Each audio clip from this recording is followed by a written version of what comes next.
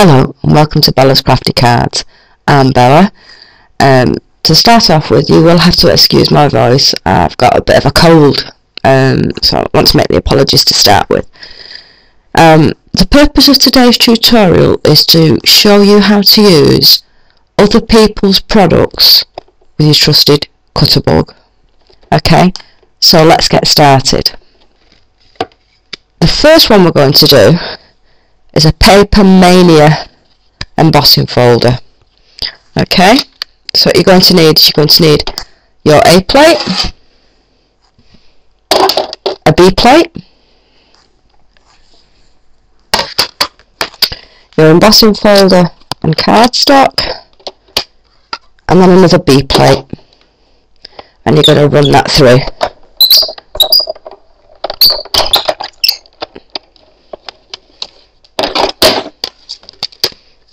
Okay, and when you take it out, I'll just ink it up so you can see it better.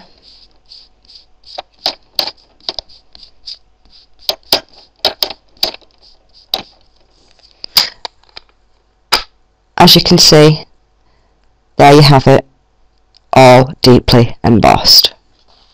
Okay, staying with the embossing folders, okay, we're going to do the Cuttlebug Embossing Plus folder.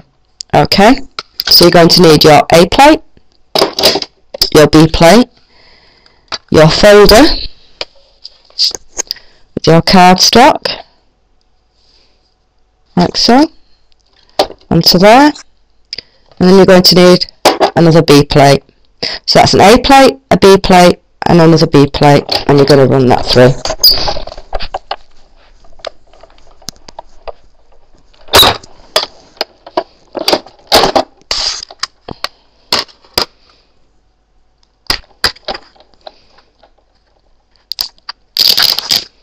Okay, and I'll just ink that up for you so you can see this one.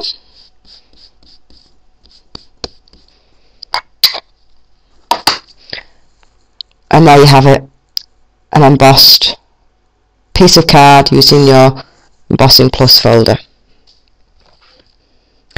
Still staying with your embossing folders, I don't know if a lot of people have seen these, but these are the Sizzix Simple Impressions. Okay, and if we take it out, it's a brass die in a little folder with a cutout shape on one side. Okay, so you're going to have your cardstock in between there.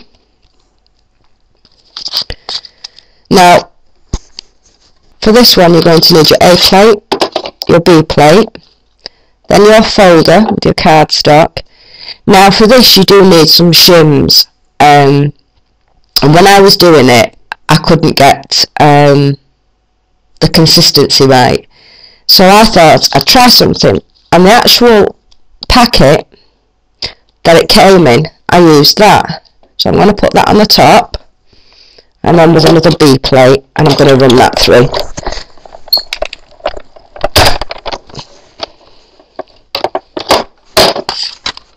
And as you can see, it hasn't damaged the case. And you take it out of your folder. Again, I'll just run some ink on it so you can see it better.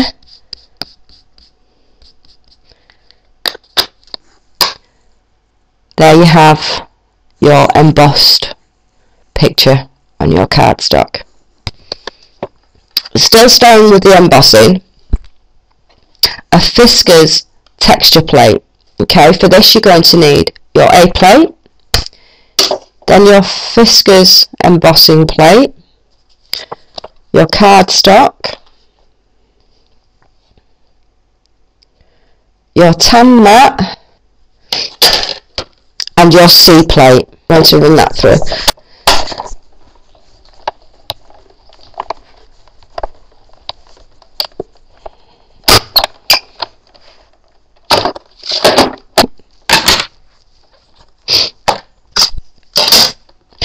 Just put some ink on this so you can see this. And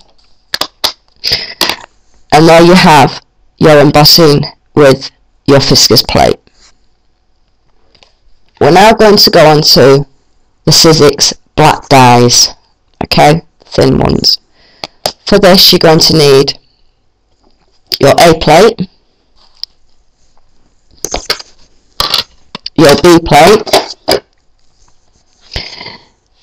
your die faced upwards, and your cardstock, and you're going to need a B plate on top of that, and you're going to run that through.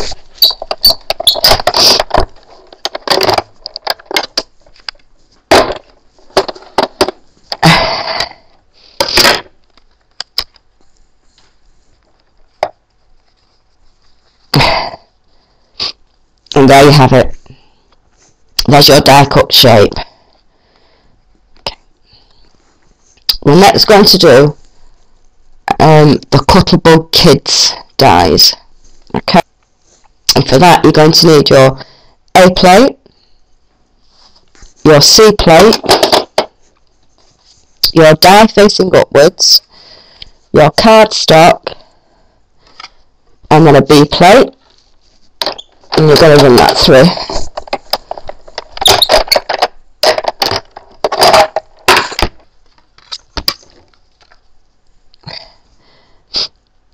Okay, and there you have it, and all the little pieces pop out as well. Okay. Next, we're going to do Pro Crafts metal dies. Okay. For that, you're going to need your A plate, your B plate, your metal die, your cardstock, your metal die facing upwards. You're going to need your B plate, and you're going to run that through.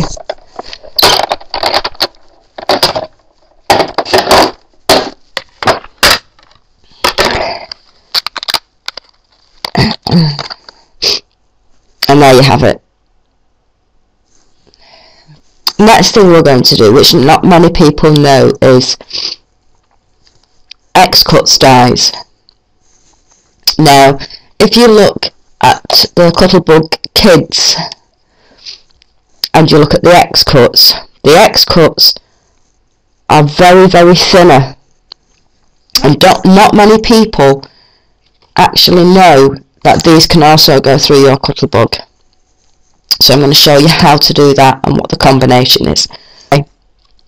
For your X-Cuts, you're going to need your A plate, you're going to need your C plate, you're going to need your X-Cuts die faced upwards, you're going to need your cardstock, and you're going to need your B plate. Okay? And you're going to run that through.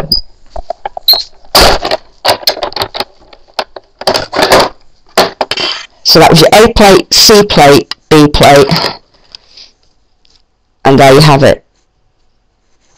And there's your X-Cut die. Next thing we're going to do is our nestabilities. And for that you're going to need your A plate, your C plate, your die facing upwards with a cut edge, it's got a little ridge on it, that's your cut edge facing upwards, your cardstock, and you're going to need a B plate, and you're going to run that through.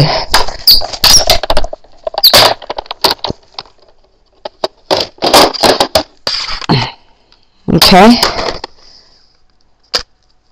as you can see, that's cut it nicely. But what it also does is it embosses, and that's what I'm going to do now. And for the embossing you need an A plate, a B plate, your die faced upwards, you're going to need your tan mat, and you're going to need your B plate. When using your B plates for cutting, try and rotate them and move them around, because if you can see mine there, and this is another one of mine, severely used, it prolongs the life of your B plates. Okay, so this one, don't forget, when you're going to emboss your nestabilities, is your A plate, B plate, your die and cardstock facing upwards, your tan mat, and your second B plate. going to run that through.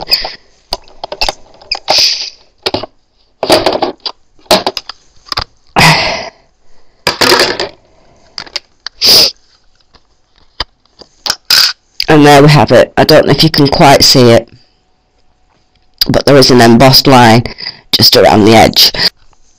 So that's showing my stability.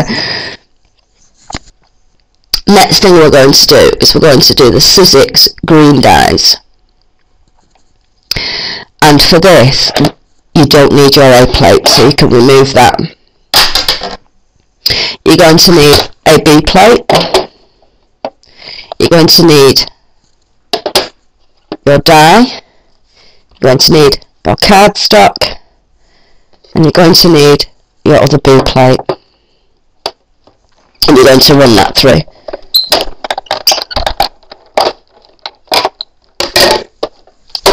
Like so.